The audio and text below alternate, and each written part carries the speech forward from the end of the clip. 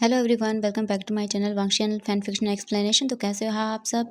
मैं उम्मीद करती हूँ कि आप सब बहुत अच्छे होंगे। तो आज मैं आपके साथ Wangxian fan fiction their unexpected bond का नेक्स्ट पार्ट शेयर करने वाली हूँ।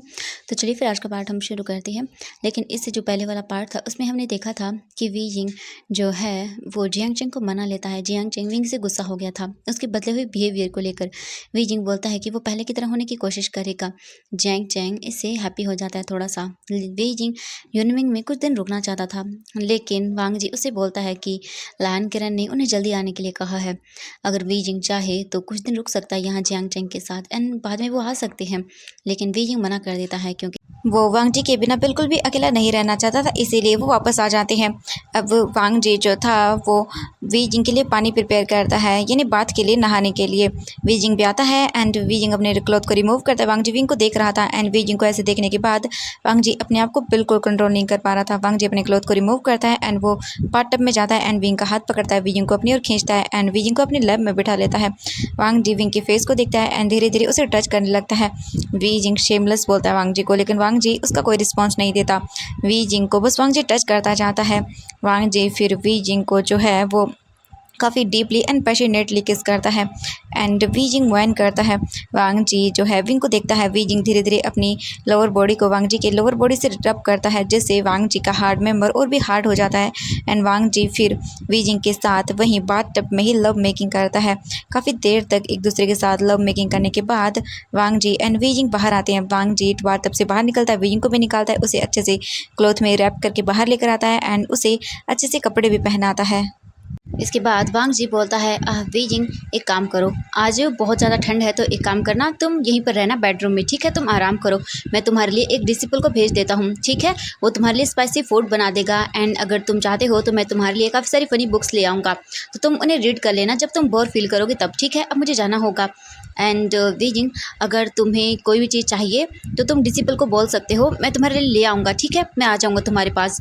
और अगर तुम चाहते हो कि तुम जियांग चेंग के पास जाना चाहते हो तो तुम जियांग चेंग के पास भी जा सकते हो, या फिर मैं उसे तुम्हारे पास भेज देता हूँ। तुम चाहते हो या नहीं, बताओ? वी जिंग देखता है वांग जी को और बोलता है, नहीं, इसकी कोई ज़रूरत नहीं है, मैं अपने लिए उसे परेशान नहीं करना चाहता हूँ, अब आप जाइए, मैं अपना ख्याल रखूँगा।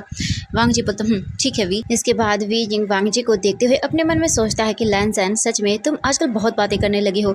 जब मैं तुमसे पहली बार मिला था तब तुमने मेरी बातों का अच्छे से रिस्पॉन्स भी नहीं दिया था, तुमने सिर्फ हूँ कहा था, लेकिन अब तुम इतनी सारी बातें कर रहे हो तो मुझे अच्छा लग रहा है। वांग जी जब विंग के फेस को देखता है तो वी जिंग के फेस पर हंसी थी एंड वो हंस रहा था। ये देख कर वांग जी अपने मन में सोचते हैं, हाँ वी जिंग, यही यही हंसी चाहिए मुझे तुम्हारी, बस मैं चाहता हूँ तुम ऐसे ही खुश रहो एंड ऐसे ही स्माइल करते रहो, बस ऐसे ही रहना, मैं तुम्हारे लिए सब चीज़ें करूँगा। जब वी जिंग देखता है कि वांग जी उसे ही देख रहा है तब वो स्माइल करना बंद कर देता है और सीरियस फेस के साथ वांग जी को देखता है। वांग जी फिर जिंगसी से निकल कर बाहर चला जाता है। अब हम जियांग चेंग को देखते हैं। जियांग चेंग हानशी में था एंड उसे बहुत ही बोर फील हो रहा था, तो फिर वो जिंगशी से हानशी से निकल कर सीधा जो है क्लासेस की ओर चला जाता है। जियांग चेंग आता है वहाँ पर एंड देखता है कि लायन सीजन बच्चों की क्लास ले रहे थे। फिर वो अंदर नहीं जाता है, उसका मन नहीं करता, फिर वो वहीं इधर उधर खड़ा रहकर चारों तरफ देखता है। तभी उसकी नज़रें कुछ स्टूडेंट पर जाती है। जियांग चेंग जब उन स्टूडेंट को देखता है तब वो उनके पास जाता है और बोलता है कि आप सब क्लास से बाहर क्या कर रहे हैं, आपको क्लास के अंदर होना चाहिए। जो उनमें से एक स्टूडेंट था वो बोलता है कि आज हमारी क्लास नहीं है तो इसलिए हम यहाँ पर सनलाइट के लिए आए हैं। जियांग चेंग देखता है उन्हें और बोलता है, ओह अच्छा, तो फिर ठीक है, मैं तुम्हारी क्लास लूँगा, तो चलो चलते हैं। जब वो स्टूडेंट सुनता है ये तो बोलता है, आप हमारी क्लास लेंगे?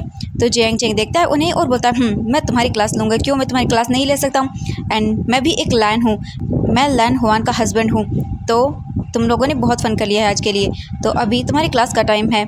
जब वो स्टूडेंट ये सुनता है तब बोलता है, ओके सेजुन, ठीक है। जियांग चेंग जब सुनता है कि उस स्टूडेंट ने उसे सेजुन कहा तो उसे बहुत प्राउड फील होता है एंड वो बोलता है कि ठीक है, तो आज मैं तुम्हें स्वर प्रैक्टिस कराऊंगा। वो सभी स्टूडेंट बोलते हैं, ओके सेजुन। इसके बाद वो सभी लोग जियांग चेंग के साथ चले जाते हैं। जियांग चेंग सभी स्टूडेंट को लेकर ग्राउंड में आता है एंड फिर वहाँ पर वो उन सभी को जो है स्वर्ड प्रैक्टिस कराता है एंड सभी जो स्टूडेंट्स थे वो देखते हैं जियांग चेंग को ऐसे, देन वो बहुत ही इम्प्रेस होती हैं जियांग चेंग के इन स्किल से। एंड सच में वो 14 से 15 स्टूडेंट थे एंड सभी के सभी बहुत ही ज़्यादा इम्प्रेस होते हैं जियांग चेंग से। जियांग चेंग उनके साथ बातें भी करता है एंड उन्हें सब चीज़ें बहुत ही अच्छे से सिखाता है एंड सभी स्टूडेंट सीख भी रहे थे। जियांग चेंग जो था वो उनके साथ बातें कर रहा था एंड उनके साथ मतलब बोल सकते हैं कि एकदम फ्रेंड की तरह उन्हें सिखा रहा था, तो उन्हें बहुत पसंद आ रहा था। हाँ, जो वांग जी है वो बहुत ही ज़्यादा बोरिंग टीचर है उन सभी स्टूडेंट के लिए। एंड लायन सीजन बहुत अच्छे हैं, लेकिन उनके पास टाइम नहीं है कि वो बच्चों के साथ खेले एंड देन फन करे। इसीलिए जियांग चेंग में वो बच्चे कुछ ज़्यादा ही इंटरेस्ट दिखा रहे थे। एंड जियांग चैंग उनके साथ बहुत ही अच्छे से पेश आ रहा था एंड बोले कि वो बहुत ही मतलब अच्छे तरीके से उन्हें सिखा रहा था, क्योंकि हर किसी के सिखाने का तरीका अलग होता है ना, तो बिल्कुल ऐसे लिए जियांग चैंग को वो सभी स्टूडेंट बहुत पसंद कर रहे थे। जियांग चैंग उन्हें वर्ड प्रैक्टिस कराता है एंड जब उनकी क्लासेस खत्म हो जाती हैं उसके बाद जियांग चैंग उन्हें काफ़ी सारे न्यू गेम बताता है एंड उनके साथ खेलता भी है एंड फन भी करता है। क्लास के बाद फिर जियांग चैंग उन्हें बोलता है कि आज की क्लास यहीं पर उनकी ओवर हुई एंड देन फिर वो फिर से उन्हें सिखाएगा। सभी स्टूडेंट बोलते हैं कि सच में सिजुन आप बहुत अच्छे सिजुन है।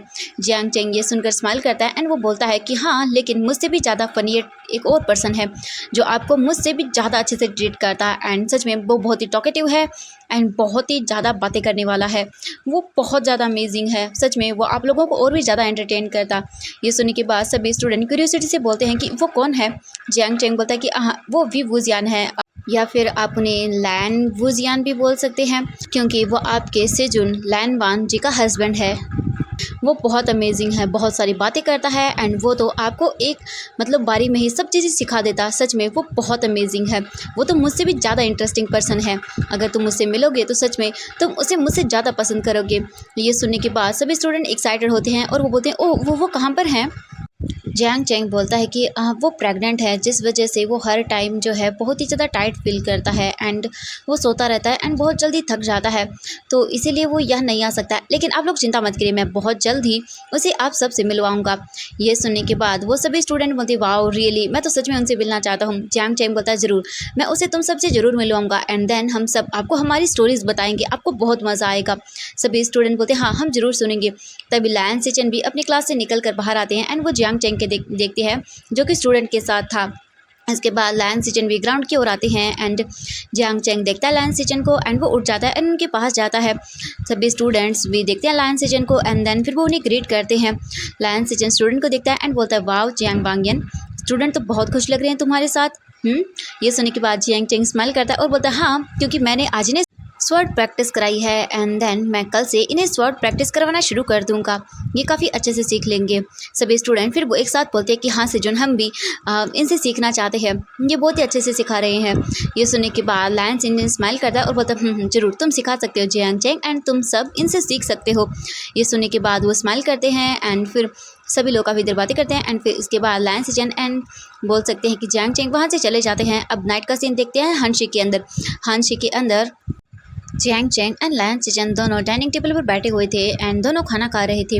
जियांग चेंग जो था वो चुपचाप अपना खाना खा रहा था, लेकिन लायन सिचन जियांग चेंग को देख रहे थे एंड उनके फेस पर एक ब्लश आ जाता है। जियांग चेंग जब ये नोटिस करता है तब वो देखता है लायन सिचन को एंड बोलता है कि क्या हुआ है आपको। लायन सिचन जियांग चेंग को देखता है एंड फिर वो बोलता है कि मैं किसी चीज़ के बारे में सोच रहा था। जियांग चेंग देखता है लायन सिचन को एंड बोलता है कि आप क्या सोच रहे थे। हाँ, जियांग चेंग जब ये बोलता है तो लायन सिचन बोलते हैं हाँ चेंग, मैं ये सोच रहा था कि तुम्हारे पेरेंट्स अपना ग्रैंडसन देखना चाहते हैं, तो हमें इसके बारे में सोचना चाहिए। ये सुनते ही जियांग चेंग अपने खाने पर फोकस करता है एंड वो लायन सिचन की कोई भी बातों का रिस्पॉन्स नहीं करता। तो फिर लायन सिचन जियांग चेंग का हाथ पकड़ते हैं एंड उसे स्क्वीज करते हैं। जियांग चेंग लायन सिचन को देखता है एंड फिर जो है लायन सिचन बोलते हैं चेंग, आज मैं तुमसे प्यार करना चाहता हूँ, मैं तुम्हें अपना बनाना चाहता हूँ, प्लीज़ क्या हम आज रात कर सकते हैं। जब से हम कपल हुए हैं उसके वीक के बाद ही हमने ये नहीं किया है, तो मैं आज करना चाहता हूँ तुम्हें प्यार। ये सुनने के बाद जियांग चेंग बोलता है कि बिल्कुल नहीं, इसके बारे में सोचना भी मत, मैं बिल्कुल भी मूड में नहीं हूँ। ये बोलकर वो अपने खाने पर फोकस करता है। इसके बाद लायन सिचन भी कुछ भी नहीं बोलते हैं एंड वो भी अपने खाने पर अपना पूरा फोकस करते हैं। अब उनका खाना ख़त्म हो जाता है एंड अब हम देखते हैं लायन सिचन एंड जियांग चेंग के बेड का सीन। वो दोनों बेड पर थे एंड दोनों के बीच में डिस्टेंस था, लेकिन लायन सिचन उन दोनों के बीच में जो डिस्टेंस था उसे कम कर देते हैं एंड वो जियांग चेंग के क्लोज आ जाते हैं एंड वो जियांग चेंग को कटल कर लेते हैं। जियांग चेंग जब ये देखता है तो वो सरप्राइजिंग लायन सिचन को देखता है और फिर वो जल्दी से उसके हाथों को हटाने लगता है, लेकिन लायन सिचन और भी टाइट करके जियांग चेंग को पकड़ लेते हैं। ये देखने के बाद जियांग चेंग बहुत ही ज़्यादा मतलब अजीब फील कर रहा था, लेकिन लायन सिचन जल्दी से जियांग चेंग के ऊपर आता है एंड उसकी आंखों में देखता है। ये देखने के बाद जियांग चेंग बहुत ही शाय फील करता है एंड वो हटाने लगता है। लेकिन लायन सिचन बिल्कुल भी उसके ऊपर से साइड नहीं होते। इसके बाद लायन सिचन जो है देखता है जियांग चेंग को और बोलता है प्लीज़ हम करें। जियांग चेंग बोलता नहीं, लेकिन लायन सिचन कहाँ मानने वाले थे। लायन सिचन धीरे धीरे अपना हाथ जियांग चेंग के रोब्स के अंदर लेकर जाते हैं एंड वो उसके रोब्स की जो नॉट थी उसे ओपन कर देते हैं। जियांग चेंग जब ये देखता है तो बोलता है शेमलेस एंड जल्दी से वो लायन सिचन की आइज़ को कवर कर देता है अपने हाथों से। ये देखने के बाद लायन सिचन स्माइल करते हैं एंड फिर वो जियांग चेंग के हाथों को अपनी आई से हटाते हैं एंड उसे देखते हैं। जियांग चेंग बोलता है शेमलेस एंड वो बहुत ही शाय फील करता है एंड वो अपने नेक को साइड कर लेता है, अपनी फेस को टर्न कर लेता है। जियांग चेंग फिर जो लायन सिचन को नहीं देखता है, लायन सिचन जियांग चेंग की जो है इनर एंड आउटर रोब दोनों को ही निकाल देता है।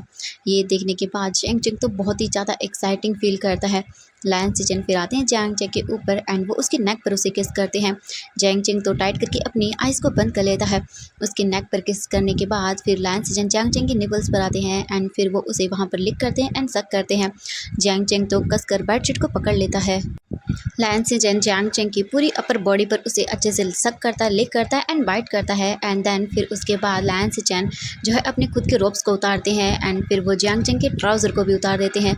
फिर वो जियांग चेंग के लिप्स पर उसे किस करते हैं एंड उसे किस करते हुए ही देन फिर वो अपनी लव मेकिंग को करना शुरू कर देते हैं।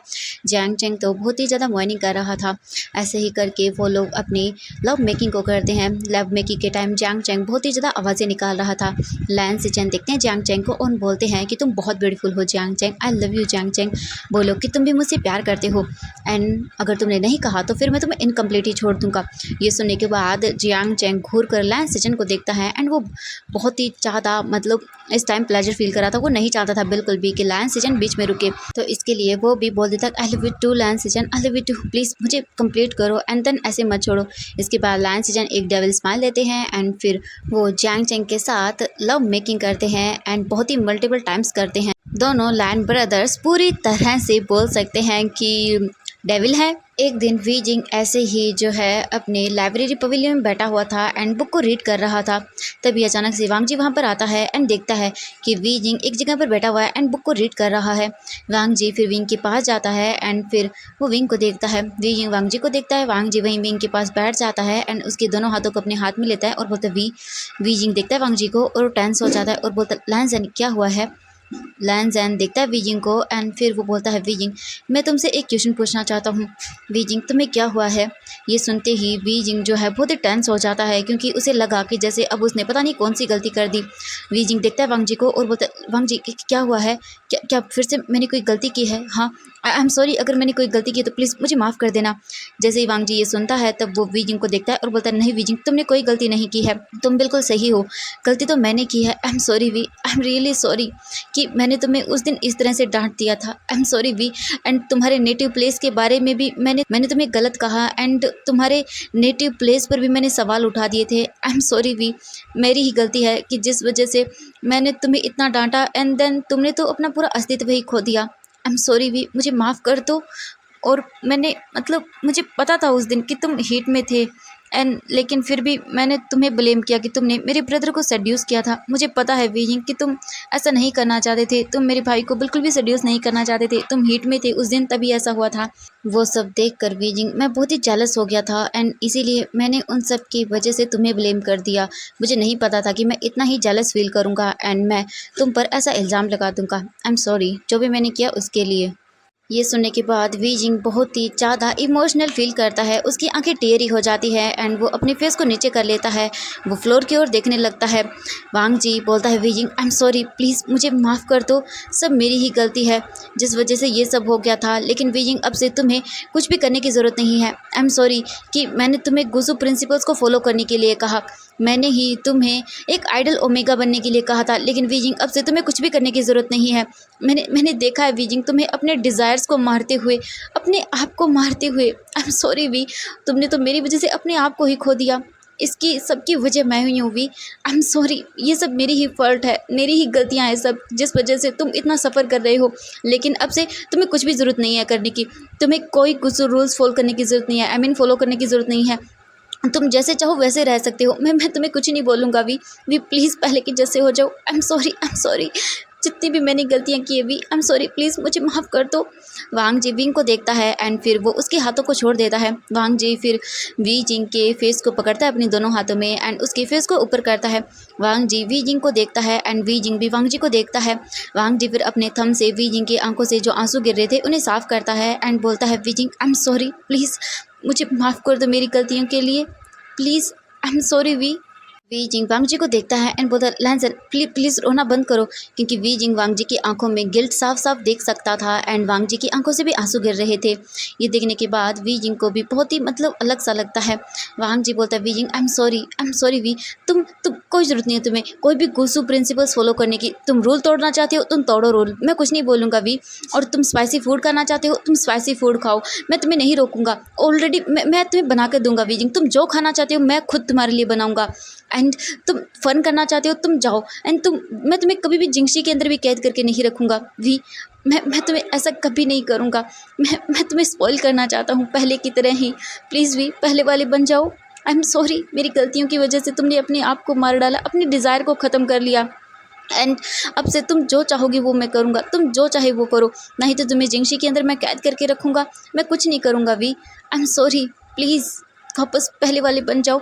मुझे तुम्हारा ये बिहेव बिल्कुल पसंद नहीं आ रहा, तुम पुराने वाले ही वीजिंग बहुत अच्छे हो, मैं मिस कर रहा हूँ वीजिंग। तुम्हारी नॉन स्टॉप बातें, तुम्हारी फ़नी बुक्स को रीड करना, तुम्हारी हंसती हुई स्माइल को देखना, मैं क्या कोई भी तुम्हारे इस बिहेव को पसंद नहीं कर रहा है। मुझे हर्ट होता है जब मैं तुम्हें ऐसे देखता हूँ, प्लीज़ भी पुराने वाले वीजिंग बन जाओ। ये सुनने के बाद वी जिंग देखता है वांग जी को और बोलता है, नहीं तो तुम्हें ये सब करने की ज़रूरत नहीं है लैंसन, मुझे अब इन सब की हैबिट हो गई है, मैं खुद कर लूँगा सब चीज़ें। वांग जी बोलता है, Wei I am sorry Wei, लेकिन प्लीज़ मुझे वापस वाला वही पुराने वाला वी जिंग चाहिए। वी जिंग देखता है और बोलता है, मुझे नहीं, ऐसा नहीं हो सकता, मुझे आदत हो गई है, मैं नहीं पता मैं पुराने वाला वी बन पाऊँगा भी या नहीं, मुझे मुझे नहीं पता, मुझे टाइम लगेगा।